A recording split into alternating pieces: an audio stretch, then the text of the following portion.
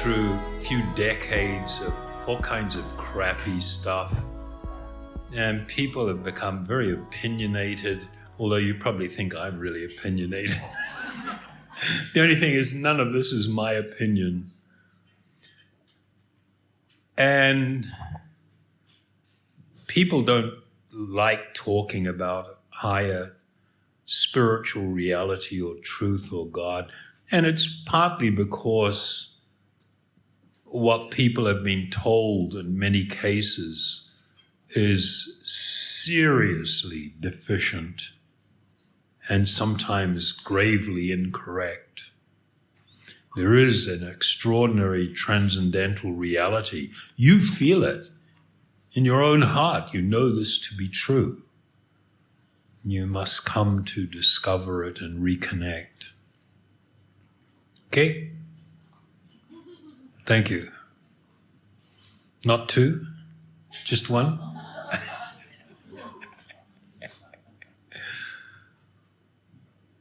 Anybody else?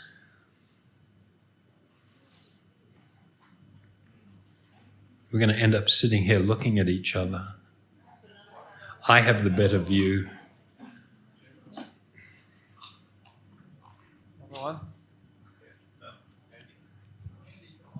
You said at the start, used the plane example and talked about how we become aware of our mortality. Yeah.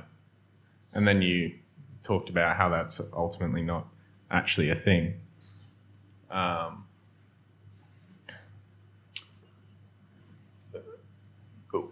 What is the relevance of becoming aware of mortality? It is a reminder. It is a reminder of the temporary nature of this world and my body. But when I come to cultivate an appreciation of my spiritual identity and who I am as a spiritual being within the body, you can come to the point of being utterly fearless. You don't get disturbed. You may have physiological reactions. That's part of the way the body is designed and the mind is constructed, that you will have certain types of reactions physiologically, but you can be in the most horrible situation and be utterly at peace, not feel fear, to feel constantly the warm embrace of my beloved, the transcendent Lord. So in those kind of situations, we become aware, people become aware. But one of the points I was associating with that, then people forget about it. They let it go. And they go back to their life, which can become mean and miserable. If we were constantly aware of the mortality of the body, my eternal being, and the fact that the time I am in this body is very limited and temporary, it's passing, and that I need to be doing something significant with my life. And when I live that way, I will have a wonderful effect on those I come into contact with. The way I will deal with them, the way I will see the world, the way I see others will all change. Far out or what? Yeah. This is the ultimate. It doesn't get more awesome. And like I say, we're just dealing with the fundamentals. We had a lady in the back. There, yeah. Hi, I've got lots and lots of questions, but I only ask two. Okay. Give other people a Let's turn. give it a blast, First see how thing, we go. How would I find a birth to be present at? How will you find? A birth to be present at. I've been present at plenty of deaths. I don't know. I can't answer that one for you. I delivered 3 of my own kids and a couple of my friends' kids. That made it easy, and showing up at people's houses at the right time and stumbling upon, people that are into home births. In the hospital, they won't let you near it, but... When you were talking about our purpose or how to find it, you said something about what makes us cry, upset, sad, angry. Yeah. But I sort of lost track of how those would help us indicate our purpose. Okay, this would be a little bit of an indirect route. My point and please excuse me if I sometimes fail and to explain things nicely, my shortcomings. In talking about what are the things that upset you, basically, that should point you in a direction where you understand currently what is really important to you. And you may find that which is really important to you now in the big picture is actually not really important. It may be somewhere where we're taking shelter, where we're hiding, so we don't have to face the bigger realities. But to be aware of what those things are kind of can help us understand what is our current purpose. And when we understand what is our current purpose in life, we have to evaluate, was this the best choice? Is this the highest purpose I can take on board? Is this the best direction I can direct my life towards? Is that okay?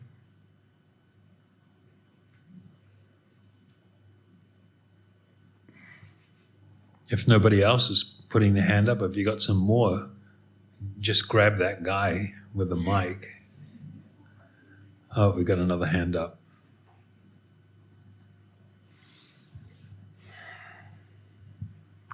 Thank you for your talk. In a world of 7 or 8 billion people, that's embodied, or we're in bodies, how do we find a place where more people might desire more spiritual sense of purpose? Well, showing up tonight is a really good way to get going. We will find our place when we do two things. One is to cultivate what we broadly call yoga wisdom, which gives you a clearer perspective and spiritual truth that you then need to take on board and look at that in your life. And then the second thing is to engage in this process of utilizing spiritual sound, transcendental sound, as part of a daily meditation that begins to, it gets rid of all the cobwebs and blows the dust away. It purifies the heart and mind and makes it so that we can actually, when we hear spiritual knowledge, it doesn't sound, unachievable or very distant or difficult to fully grasp. We start to see the reality of things. So the development of a personal spiritual practice of meditation is like a really important part of making it so that you increasingly it'll become clearer, where you fit and how to live a life of deep meaning and purpose. Is that okay?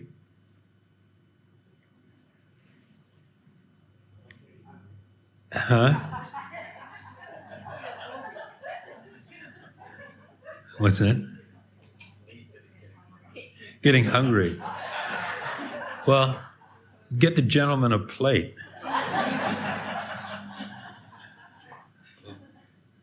Would you like them to serve the meal now and we can just sort of talk, or is it too distracting?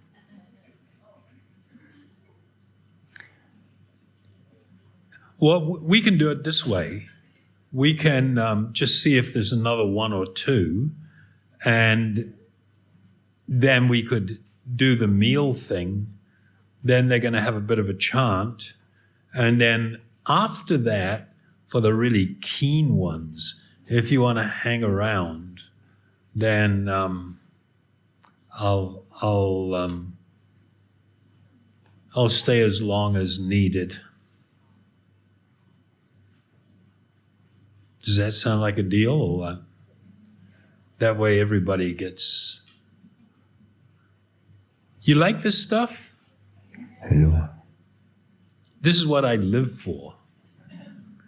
When I was a kid, I was going like, what the hell is this for?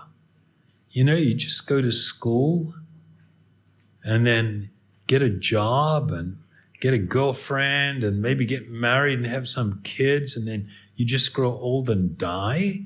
That's it? After the last breath, do we turn blue? Huh?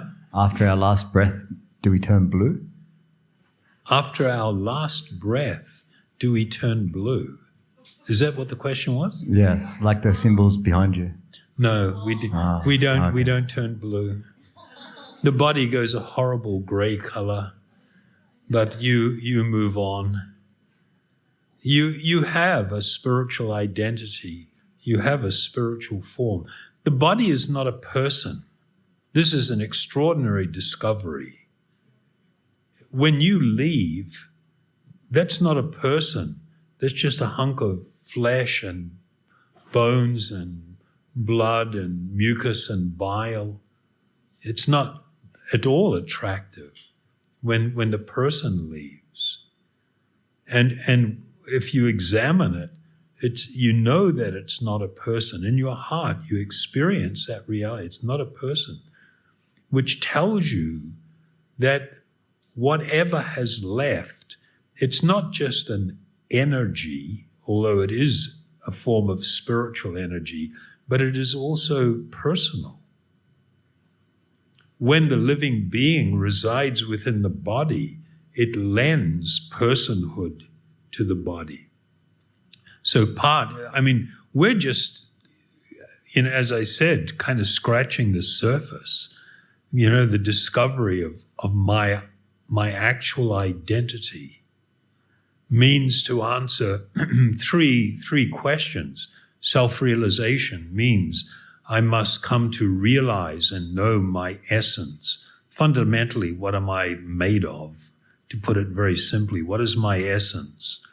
What is my position? Meaning, where do I fit in the big picture amongst all the other living beings? And if there is one that is superior to the others or greater than the others, where do I fit in relation to that? Where do I fit in relation to the world? So I have to answer the question, what is my position? And the third is, what is my natural function?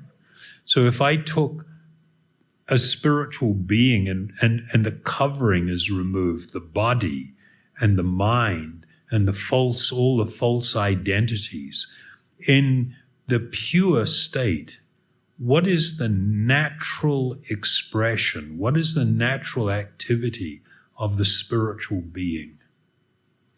This is what this discovery is of self-realization.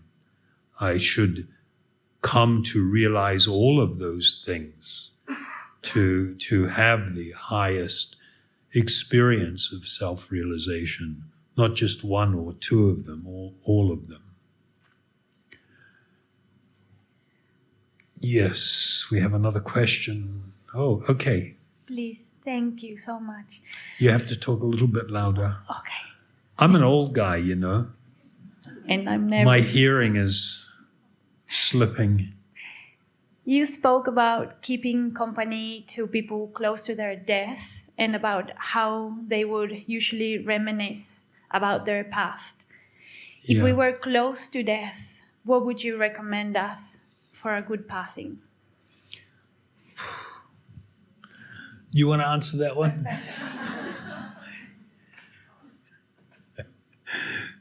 Yeah.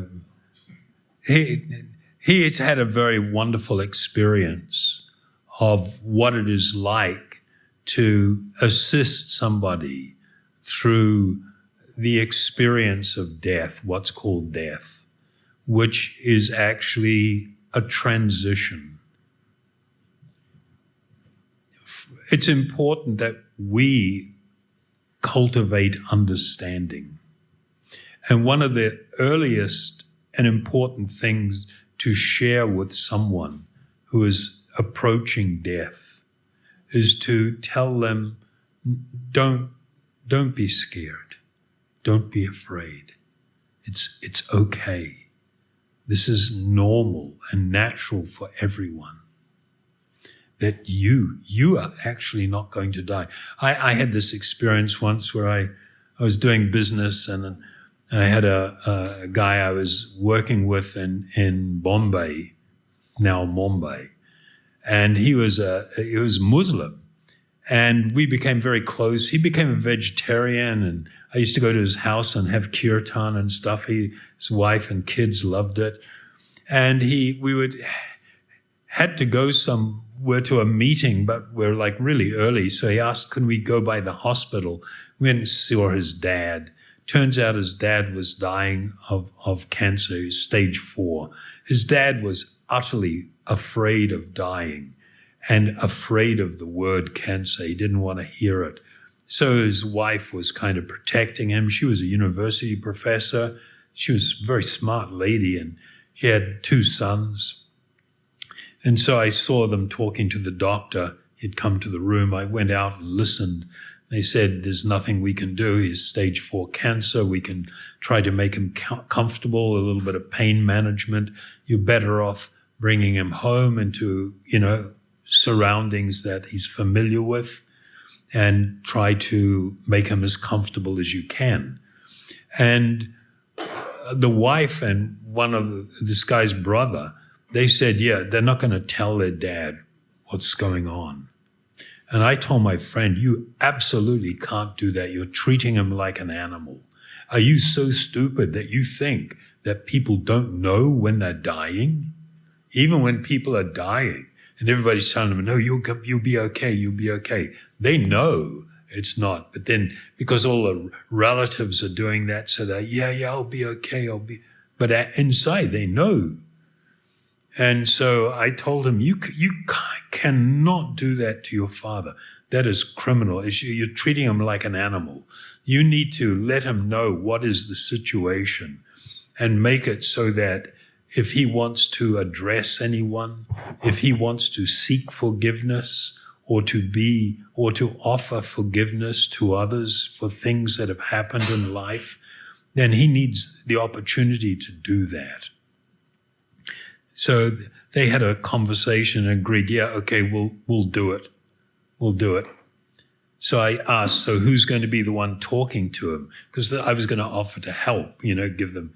And then they all look at each other and they go, "Can you do it?" I say, "I just met this guy like 20 minutes ago. It's the first time I ever met him." And it's like, but they felt so helpless. They didn't know what to do. So I because I care so much about this guy, my friend, I said, okay, I'll do it. So I went and sat at the bed and held his hand, and Mum and the sons were, right there. And I said, you probably noticed that the doctor had just come in. And I said, they've conducted all the tests and the prognosis is not good. Then I told him, but don't worry, you're not going to die. And the wife looked at me like, I said, there is nothing to worry about. You're not going to die. Your body is, but you're going to be okay. You'll be moving on from here. And he held my hand very tightly, and a tear came from his eyes. And I said, you need to take, because he is Muslim, I said, you need to take shelter in prayerfulness to God as you know him, Allah, You should hear suitable passages from Quran. They have 99 names of God, the Muslims. I said you should be absorbed in reciting these names and have people recite them to you. Seek forgiveness for those you have wronged and from those you wrong, and forgive those who approach you to be forgiven. And become absorbed in just hearing these beautiful sounds, and the time will come for you to pass and you'll be okay. You will be protected. There's nothing to worry about. He thanked me very much for that. And it's just like a huge relief for the family, because people don't know how to deal with this kind of stuff. And it's really sad because it's so fundamental. Everybody's going to do it. And we don't know how to help people, because we're so screwed up. Okay? That's a little insight into how to do it. If you want more detail, talk to the guys here. They can help you. They're very well equipped. Take advantage of the resources that these people are and what they can offer. Charita, Yeah.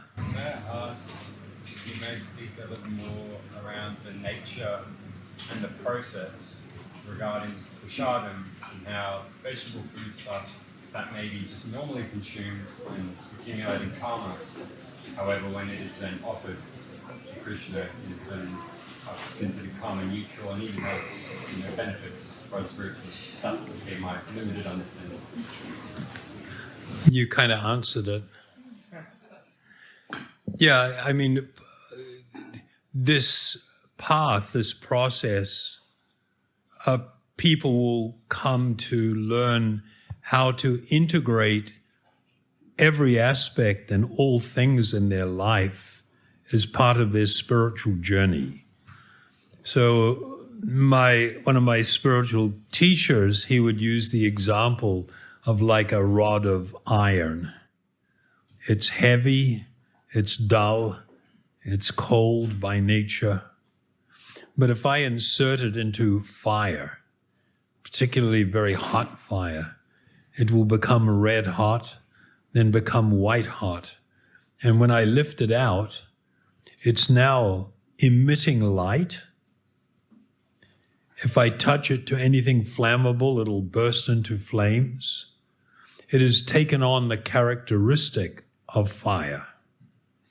So in a similar manner, when we live a spiritually directed life, we learn to integrate everything that we're doing. We make an offering of our life to God, seeking to be pleasing. And when we do that, that which is mundane can become spiritual. Just like this is material energy. It's mundane. There's nothing spiritual about it. But now, because I am speaking spiritual truth, it is being used in the most perfect way, and it becomes spiritualized. But so we are told in Bhagavad Gita, Krishna says, all that you do, including all that you eat, do it as an offering unto me. So we cannot live in this world without causing pain and suffering to others. That's going to happen. Every time you walk on the grass, you're crushing little insects. Whenever you breathe, you're inhaling microbes and your body's killing them unless they kill you or your body. So it's kind of like, it's just part of existence. You cannot avoid it. But what we are attempting to do on a personal level is to create as little pain as possible. We have a choice to do that. But beyond that, when you take food stuff, then it's always going to involve killing, unless you buy the bread or something, which is all synthetic and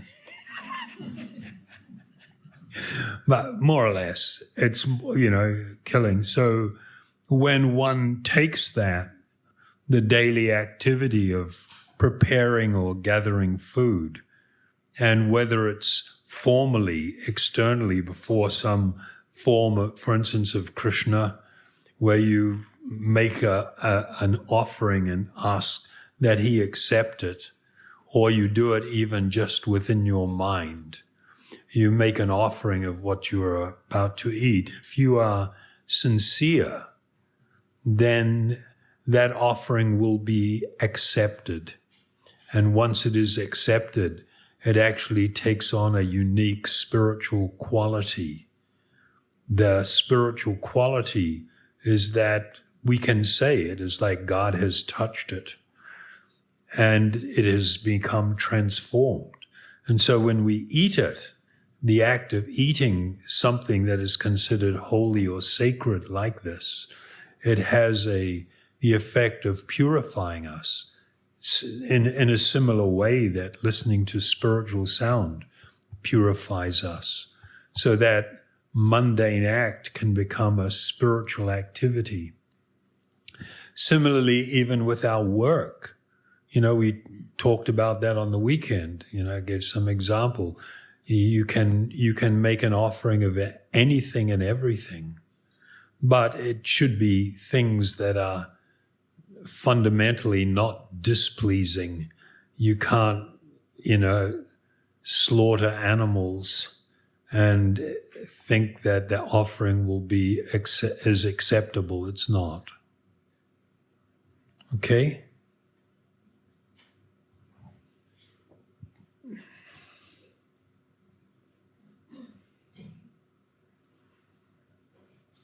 Tick-tock, tick-tock, tick-tock.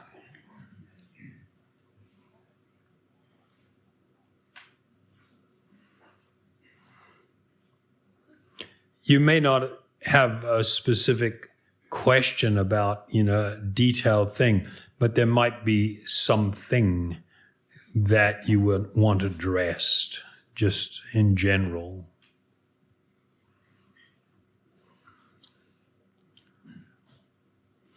Ten, 9. Earlier you mentioned about looking for love, and the love that we're looking for most of the time is external love, we call temporary love. So what does this mean when it comes to love, where people still finding a partner nowadays and have to Yeah. and stuff? So can you please People mistake the physiological and mental response that they have in meeting a person that they find attractive.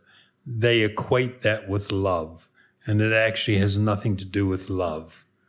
They've done a lot of studies. In the UK, they've done the most comprehensive ones, and they've shown that young people and teenagers should be really discouraged from developing romantic relationships, because it will have such a deep effect on them. The excitement when you meet somebody that you find attractive and you want to get closer to them and know them, and there's all this, headiness and heart beating fast and excitement and everything. But then after 6 months or a year, maybe even after 3 months, that is no longer there. Right or wrong? So the problem becomes with young people when they equate that physiological and mental reaction with being love. And then it supports the idea of falling in love and falling out of love. And so you set up these situations where people may become romantically and sexually involved, and, there's this intense relationship. And then one person tires of it and looks for something else, or both agree, but usually it's one. And then the other person feels devastated and heartbroken because they weren't perhaps looking only for that. They wanted some stable, committed relationship where there's affection and people caring for each other. And when young people have these experiences, and the massive dopamine rush of, so-called falling in love, and they equate that with love, then when they're not feeling that anymore, they think, now I'm not in love with this person, and I need to look somewhere else for another person to give me that feeling. But that feeling doesn't last. So then what? Then they move on to someone else. And so what they're teaching children by that is you become a serial relationship seeker. Your life is going from one partner to another to another. You have children with one partner and children with another partner, and then people come together and they're sharing children, and then they split up, and it's chaos. It's horrible. It's horrible. And it's like we don't learn. I saw a very nice definition of love that I think is highly applicable from a spiritual perspective also. Love means to seek the greatest good for the other. If you love someone, you seek their greatest good. And if they love you, they seek your greatest good. That's noble and that's wonderful. And you have to have more going on than simply sexual arousal. There has to be way more going on. So when a person begins to cultivate spiritual understanding, then the idea of what is in the greatest good of the other person that you care about really grows and expands, and you can genuinely seek to be of great help, to be very affectionate and caring for that person by helping them to grow spiritually as well. This is a big idea. You'll probably have to think about it for a while.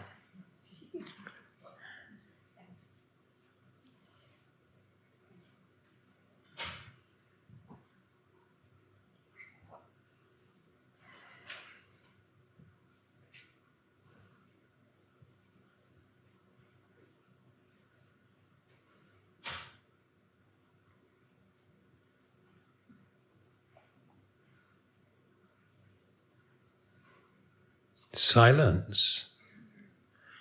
It's okay. Sometimes people feel shy and they struggle to. They don't want to be noticed and things. And they're afraid of saying something other people might think is silly or whatever. You shouldn't feel like that in these situations. We are dealing with what is most important for everyone. And anything that is troubling you or you want to seek some answer to, everybody benefits from hearing the answer. And it just increasingly makes everything a little bit more clear.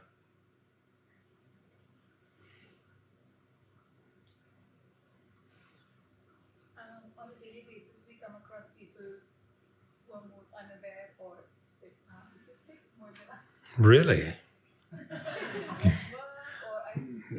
The whole world is an ocean of ignorance.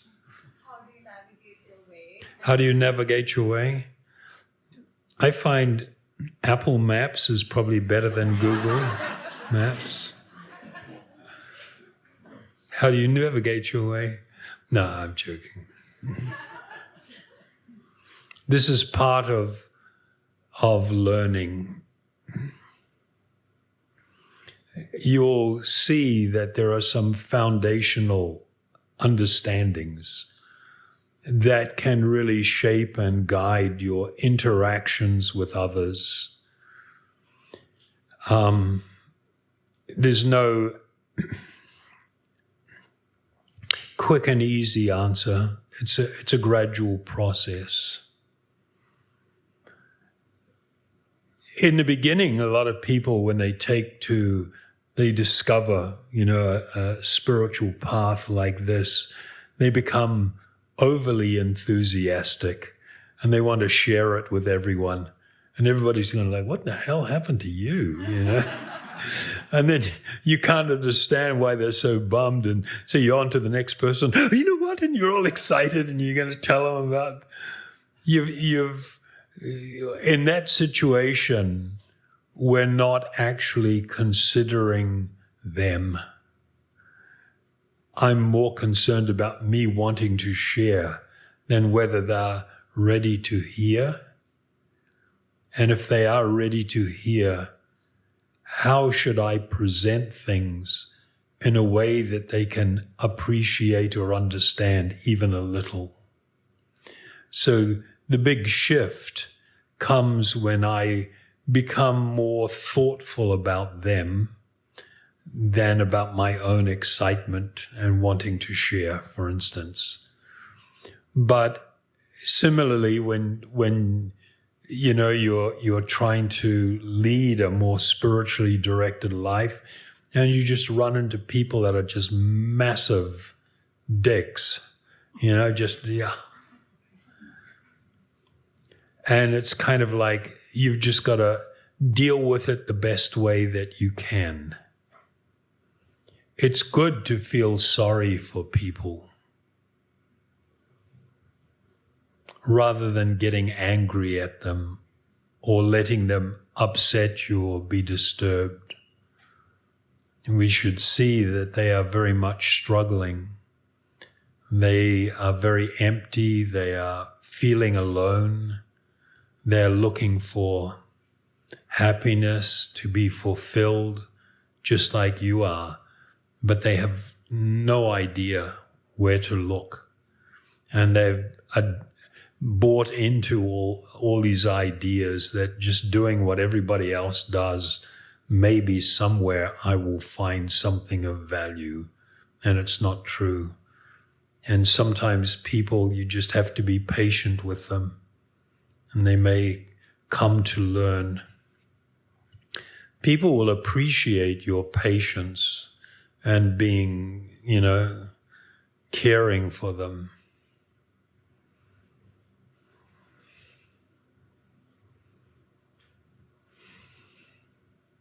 Welcome.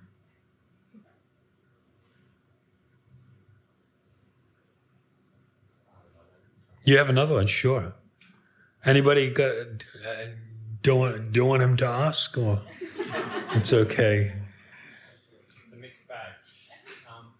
There are certain members of my family who they really connect with taking pictures of members who have passed away with their parents, or really thinking that they can truly communicate with them, or sometimes believing maybe there might be an animal or something in there, and they believe they're truly giving a sign. To my understanding, from what I've learned so far, that obviously the spirit's off, it moves on, it's gone, and there's no way. But sometimes they seem very adamant that they are receiving something, and that there is somehow still some, even if it's just a tiny hold of communication, that they can receive something. Do you have anything to add or speak to that? Number one, we don't want to disturb people. In the Bhagavad Gita, Krishna says that those who are of lower understanding or even false understanding, one should not disturb them. But one can, what's the single upside to that situation that you're describing? They think they're still in contact. They think. It's more than that. They're thinking that that person is still existing, which means they weren't their body, that they are actually a spiritual being. That's the part that you need to latch on to. Not all the time, but sometimes. And sometimes it's just about planting seeds. You know, it's great that people don't just accept that the body that was left behind was them, that they have moved on, but they're perceiving them somehow or thinking they perceive them as being around. That's not the important part. But the fact that at least you can help them to, just a few words here and there sometimes to understand that we are all eternal spiritual beings, that the time in this body, in this family and stuff it's a short period of time. And the fact that we are eternal, we continue to exist beyond death, is actually a very wonderful thing. So that's big time. Because if people could really embrace that, it's the doorway to all spiritual understanding. So don't get put off by anything that you perceive to be weird or incorrect or whatever. You don't have to deal with that, but reinforce this and help them to make it clearer to themselves. Yeah?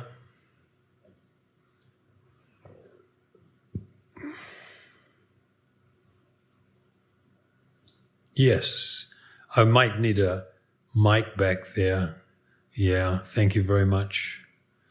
You've said a few times you shouldn't feel scared. You said that to the person in the hospital. Yeah. And you've said just before you shouldn't feel shy to speak, to ask a question. And I'm just interested, like this world, we're in this earthly world, is a physical form. And as physical feeling beings, we have feelings which I've kind of been encouraged to believe are not right or wrong, they just are. It's about how I react or respond to them. And just a couple of times, and maybe I'm getting picky, but I just feel like a couple of times I've heard you say, like, it's not right to feel scared, or you shouldn't feel scared, or you shouldn't feel shy.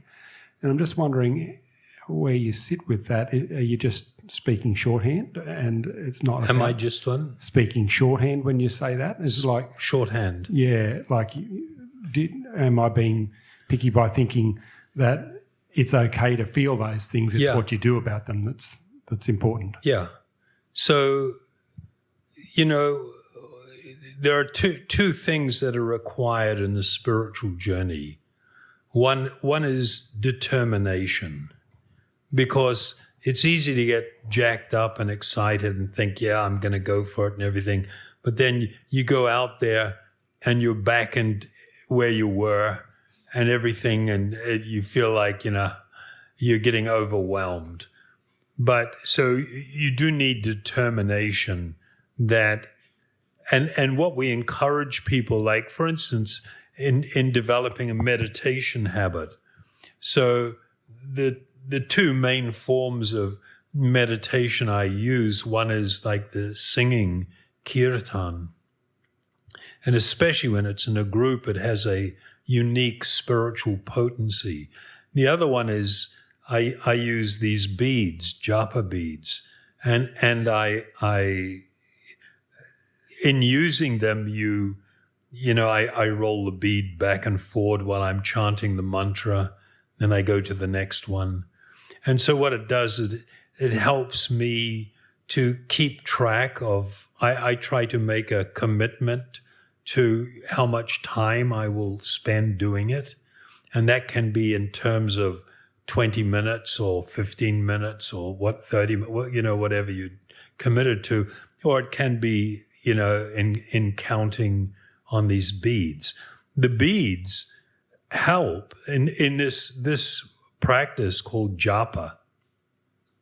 I'm engaging 3 of my 5 tactile senses. The sense of touch I'm using, and I'm muttering softly, Hare Krishna, Krishna Krishna, Hare Hare, Hare Rama, Rama Rama, Hare Hare. And I'm also hearing that. And so what that does is it really assists the mind in becoming focused on things. So when we engage in the practice, and we're trying to cultivate understanding, we will gradually come to a deeper appreciation of what spirituality really means. We absolutely accept and embrace the reality of being embodied. We're here in this world, in this body.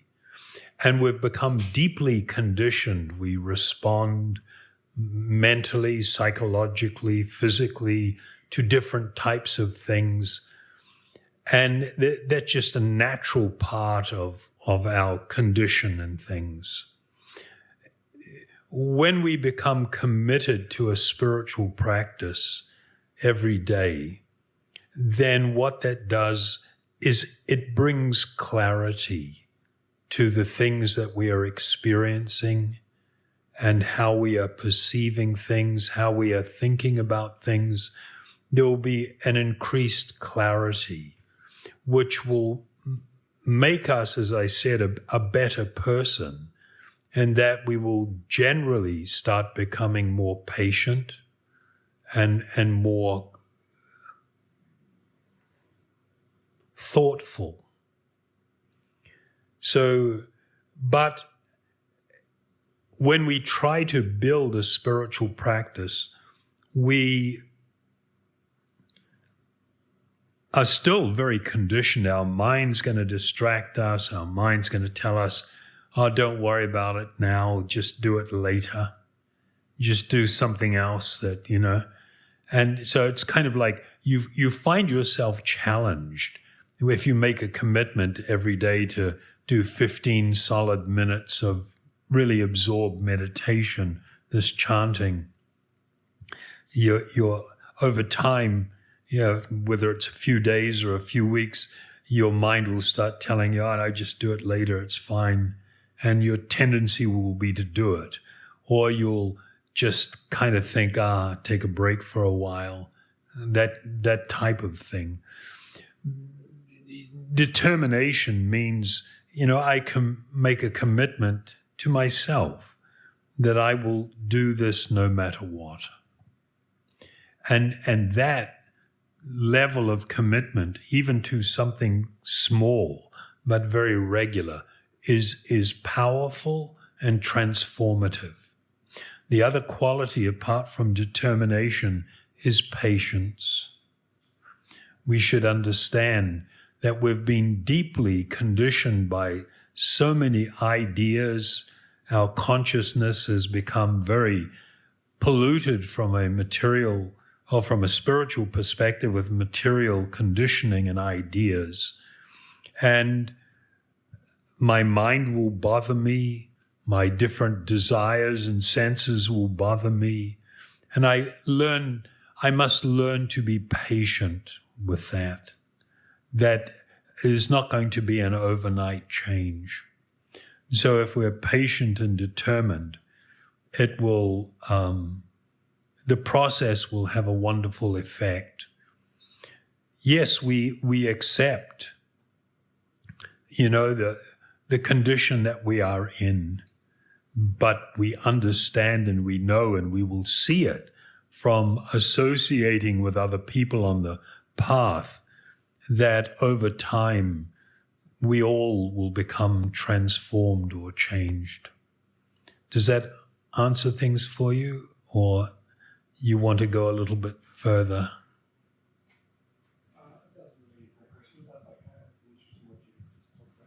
That's okay. We're dealing with things, this is like meditation and spiritual life, just boiled down to the simplest things.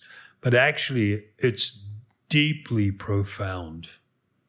Like in the Vedic teachings, we will come to understand that we actually have two bodies. You have the gross physical body, but there is also a subtle body. It is called the linga sarira. The subtle body is comprised of the mind and what's called the intelligence or buddhi. And intelligence here, I don't mean, your capability to perform mathematics mentally or, anything like that. It's more, it has a somewhat different meaning. And the third component is called the ahankara, the false ego, the false concepts of self that we are deeply conditioned by. And that subtle body is something that really affects us and influences us. So for instance, sometimes you can have thoughts that you don't want, and you're going, God, I wish I wasn't being disturbed by this. Or you're trying to concentrate on something and you can't get your mind to concentrate. Come on, and you need to finish something, or there's something critical. The fact that you can attempt to control your mind indicates that the mind is not you, that you are separate from it somehow, and you are seeking to exercise control over it. In this world, one of the great conditioning that we have is we don't distinguish the mind from ourself. And so whatever the mind's going through, fear, excitement, anticipation, happiness, depression, we totally identify with what's going on in our mind. And we say that this is us. And that's not a good thing. And this spiritual process will help you to actually come to understand that and to learn to make better choices in life, to take good directions. So we're just dealing with some of the simple stuff. And you don't need more than the simple stuff. That's important to understand. But if you want to dig deeper, it's profound. It's amazing the way in which the ancient yogis and the ancient spiritual texts, the Vedas, dealt with a lot of these subjects. Truly amazing.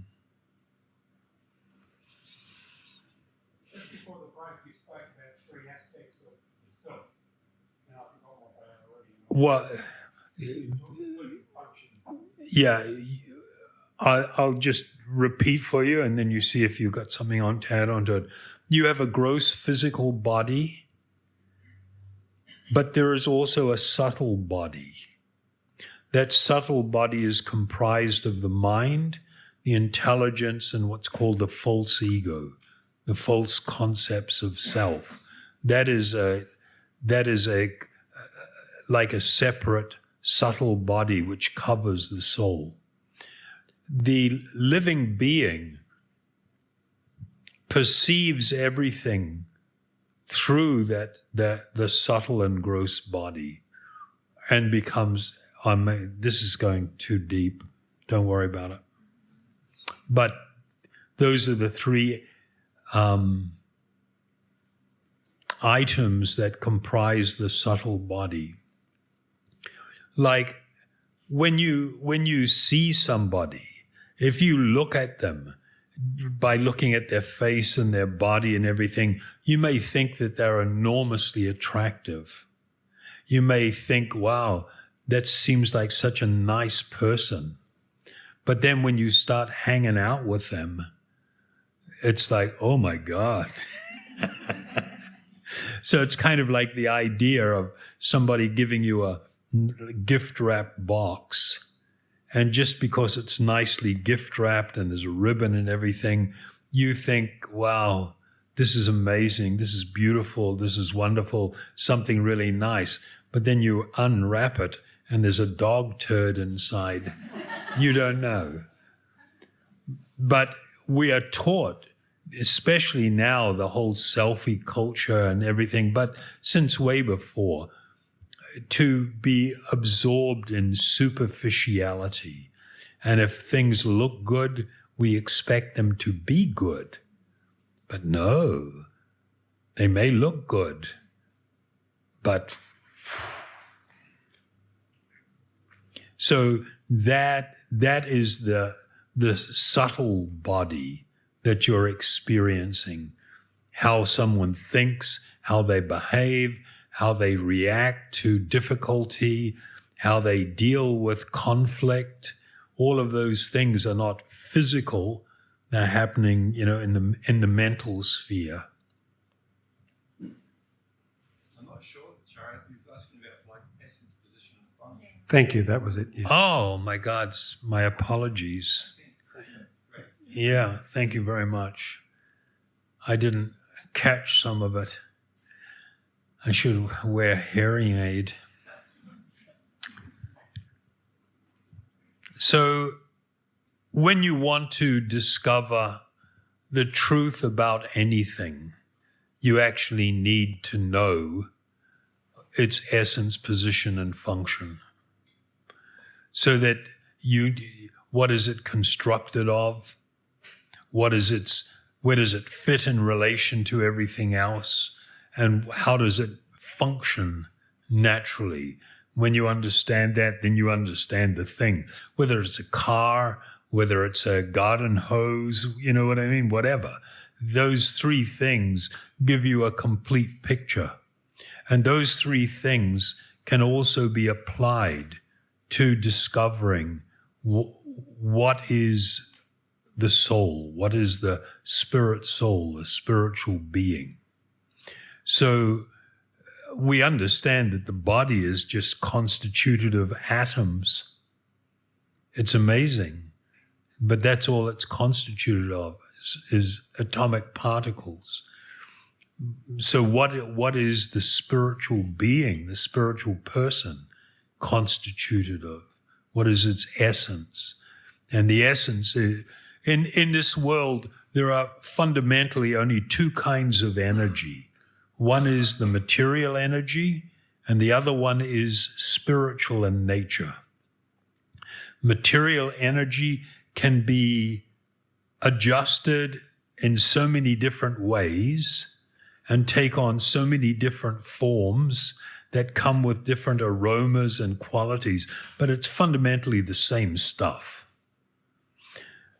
The spiritual energy is called Brahman, and it literally means like spiritual energy. And it has characteristics. It's eternal, it's unchangeable, it's immutable. That's its characteristic of its essence. When we talk about position, and I'll try to just do this as simply as I can, we, in a corrupted state, see ourselves at the center of everything, right? We see everything, and myself at the center. But in reality, I am not the center of the universe. I am insignificant. I try to feel myself as the central enjoying agent. I'm always looking at things in terms of, oh, I don't like that because it doesn't give me enjoyment. Oh, I like that because it gives me enjoyment. I'm perceiving and looking at everything, relationships, situations, work, everything in relation to my capacity to enjoy it. So I see myself at the center of things, and I am always really controlled by ideas of my enjoying everything. The reality is that I am not the center of things, nor am I the supreme independent enjoyer of everything. That makes me if I manifest that mentality overtly, everybody goes, oh, that person's such a dick. All they think about is themselves. They're just trying to exploit everyone for their own happiness, right? Isn't it? But yet, we're also doing that. We're just not very open about it. The position of the soul, the living entity, is that we are eternally subservient to some higher spiritual reality or truth. In this world, I want to be the Lord of all I purvey. I want to be the king of my castle. I want to be the dude as much as I can. Yet, I am always controlled. I'm controlled by my emotions. I'm controlled by hunger. I might be controlled by my husband or wife. I can't drive through a red light. I can if I want, but I'm not going to be able to drive for very long if I keep doing that. My license will be taken away, and then eventually my car will be confiscated. I am always controlled. I'm controlled by the material elements, like the weather. The weather controls me. There's so many things that control me all the time. So I am not fully independent, supremely the person who enjoys everything, that I am in control of everything, although this is what I am trying to do. And in doing that, in effect, I am trying to be like a mini God without even realizing it. I'm trying to be like a mini God. And because I have this mentality, it doesn't matter how successful I become, I will always feel emptiness in my heart. I will always feel a lack of satisfaction, a lack of fulfillment. My position is that I am subservient to God. I am small. I am not supreme, and I am not the center of everything. When we speak of natural function, when I talked about removing all forms of material covering or contamination, in its pure state, all spiritual beings, all souls, will seek two things. One is to love, and that love will be directed at the highest object of love, which is God. And in that experience of overwhelming love, I will seek to render service. Just like in this world, in relationships, if you feel very affectionate or you feel love for someone, are you not seeking to please them? Don't you want to give them gifts and do nice things for them? This is a tiny reflection of another higher spiritual reality that is tied to our eternal nature. Did I get it right that time? Yeah. Is that okay?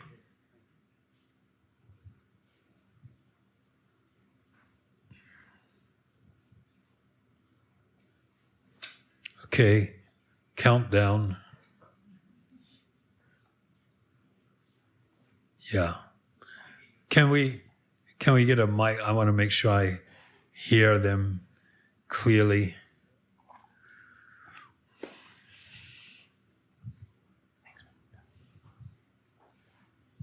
I just want to get your take on something. For a period of years, I worked in aged care, and a lot of those years were at night. And generally, when people pass away in aged care facilities, it's for some reason When people pass away. Yeah. It's generally at night time. So I guess I was fortunate to be there for many people's passings.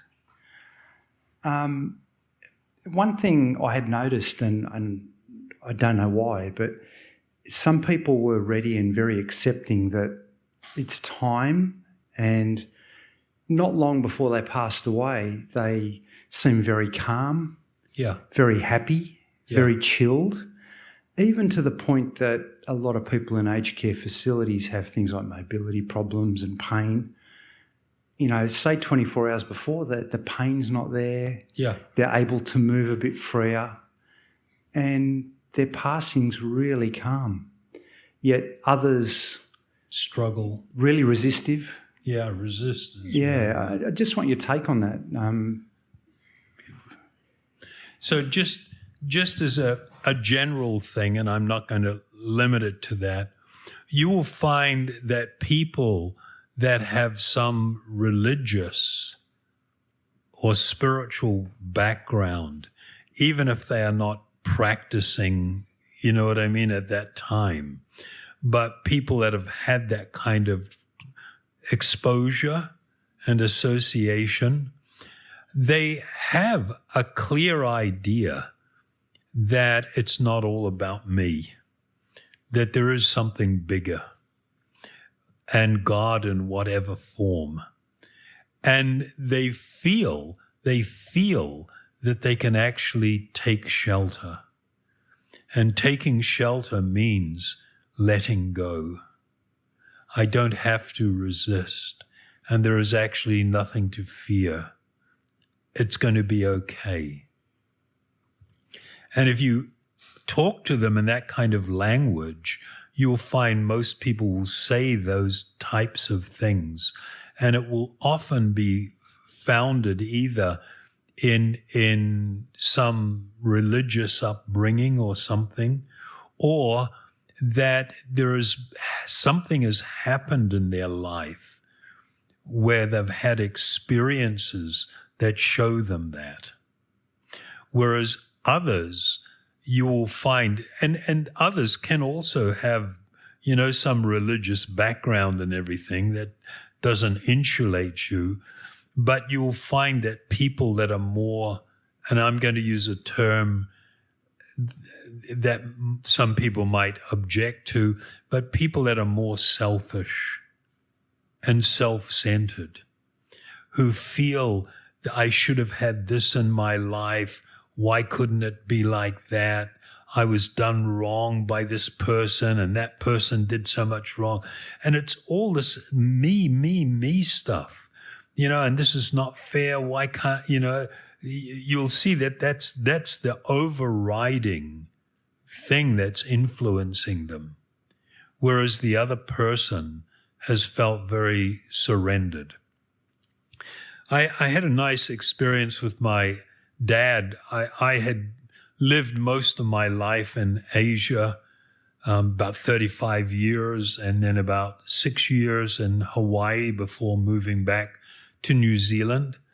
And just before I moved back, I was coming back sometimes for some work that I was doing, and I would visit with my father. And he was put into a aged care home. He fell over and broke his hip or shoulder, and he was lying on the ground for like 6 hours before somebody, you know what I mean, he could get somebody's attention. He was living in a RSA village. You know, they're just small little units and they're together, but he couldn't quite get anybody's attention. It was getting to the point where he was a danger living on his own, even though he was fiercely independent. So my brother and sister put him in an aged care place, and he didn't like it. I used to visit him, and I did talk to him, and he expressed some nice things to me at times. He had said that he really admires what I am doing and the nature of my faith and things and clarity. And he said, I wish I was like you. So, it's a very nice, he converted to Catholicism because my mum was a Catholic and her parents were fanatical Catholics. And so he did it to do the marriage, and he was okay with it, but it didn't last that long. After a few years, him and my mum didn't go to church or anything anymore. My mum had a near-death experience from a heart attack, and she was like out for some time, and the guys came in with a defibrillator and shocked her body back again, and she wouldn't tell my dad what happened, but she told him that there's nothing to be afraid of. And she wouldn't talk about it. She said, just when time comes for you, don't be afraid. There's nothing to be afraid of. So she'd had some sort of positive experience. So I'd talk to my dad a little bit about things sometimes, fundamental spiritual things. And he was on board with it all and stuff, and he liked it. But he didn't want to go too deep, and he didn't want to spend too long talking. He'd rather, watch the footy. And he was a good guy, but he had this attitude that he couldn't tolerate people being done wrong. He was a tough guy, and he would stand up for people. He wasn't afraid to fight or, anything like that, which is good. And he sort of told me that he sort of prayed at night and every morning as just a daily practice that he used to do. And so in talking about things, he told me, look, I'm fine. I'm not afraid. It's all going to be okay. So I had come back to New Zealand, and I, went to see him and started talking with him, and thought I'd take him for a spin around the block, in the wheelchair. And he's kind of big, like, my size, and I've got to lift him up and put him in a wheelchair. It was a bit of a struggle. Then as soon as I put him in the chair, he says to me, you know what I told you before about not being afraid? He said, actually, now that it is very close, I'm actually beginning to feel afraid, which was quite extraordinary that he would be, so open. So I took him for a bit of a spin, and I told him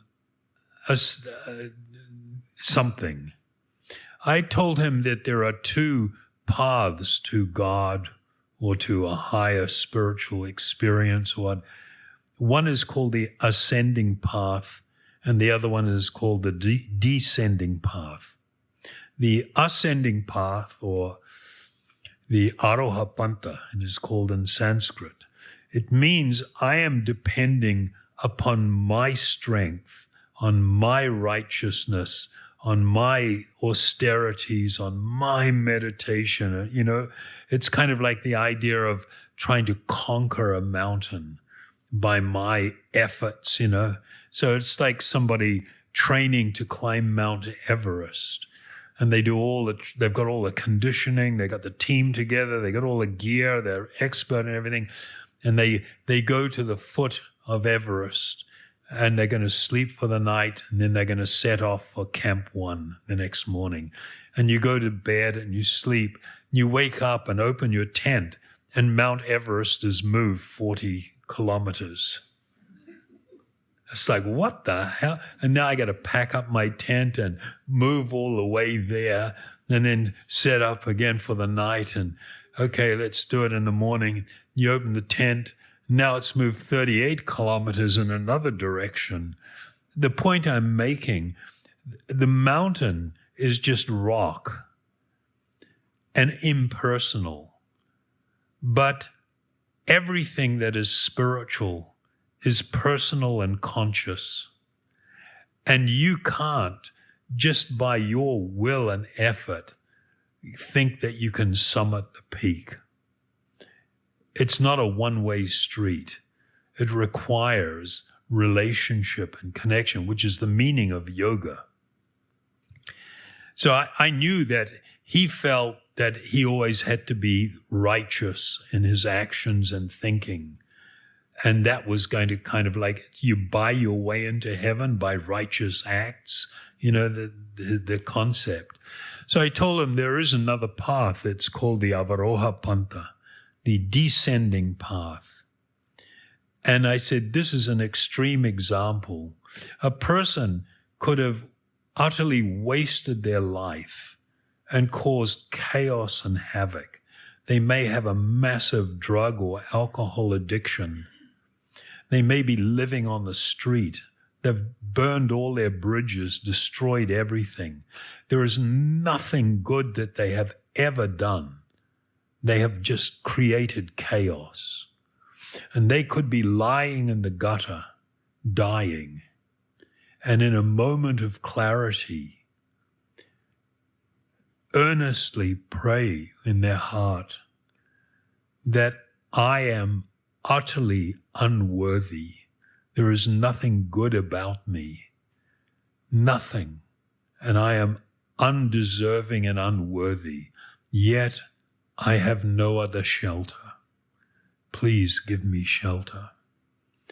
If a person prayed with such earnestness, that was their meditation and focus, and they left their body, they would not remain in the material world. They would be transported to a spiritual dimension by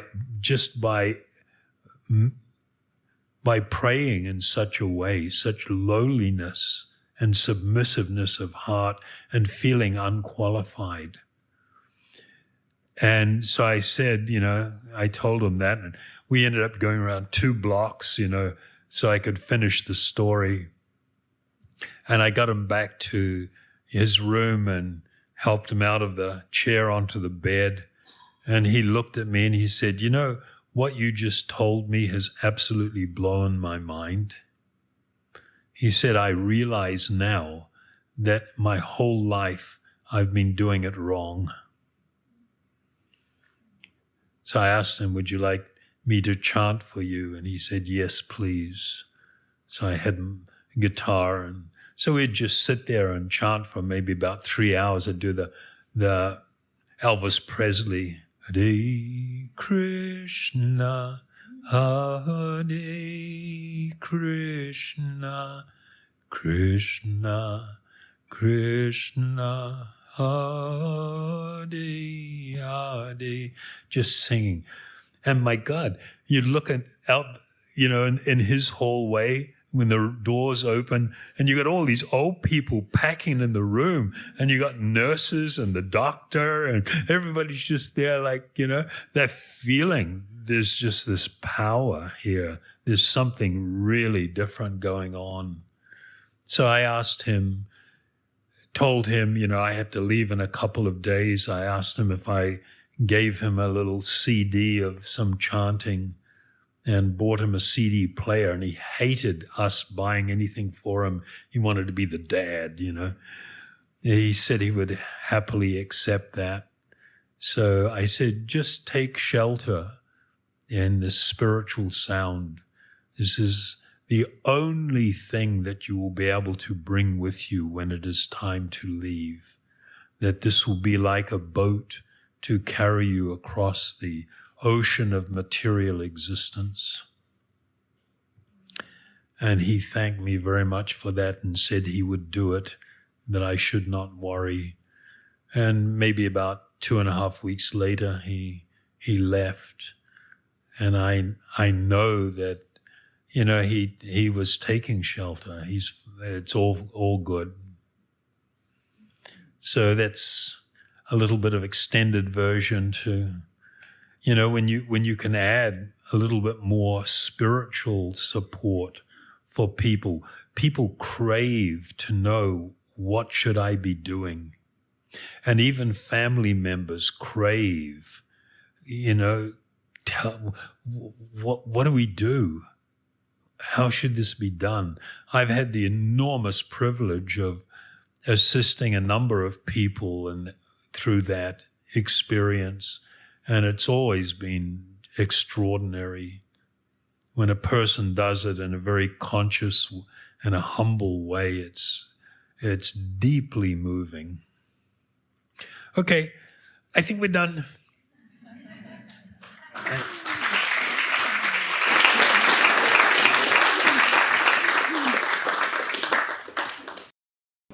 So because it takes a while to get through the mantra, I'll sing the first one, then we'll just sing all together.